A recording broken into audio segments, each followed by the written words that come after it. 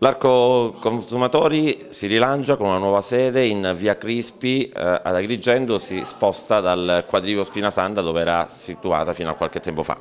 Ci siamo spostati, abbiamo ripreso in mano le redini dell'Arco e cercheremo di dare un servizio non solo ad Agrigento ma a tutta la Sicilia. Anche perché c'è tanto bisogno delle associazioni dei consumatori perché siamo in un momento terribile sotto tutti i punti di vista.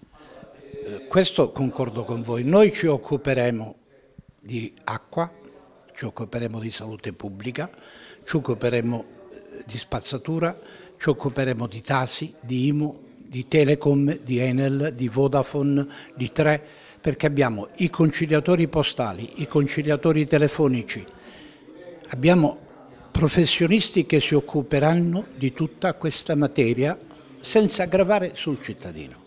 Che sia chiaro, chiunque si rivolgerà all'Arco avrà l'obbligo di pagare la tessera che per tutti i tesserati è 30 euro l'anno, quindi non è un costo pesante.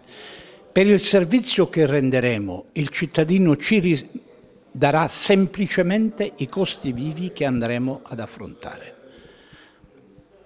Mi pare che più servizio di questo non potremo. Ci occuperemo di RC Auto, ci occuperemo di problematiche economiche, ci occuperemo di problemi con le banche, di tassi usurari. Abbiamo unificato sotto la sigla una serie di professionisti, commercialisti, avvocati che sono al servizio del cittadino, che come me hanno la voglia di dare alla città, alla Sicilia, alla nostra provincia un contributo per vedere di svegliarci che dormiamo troppo.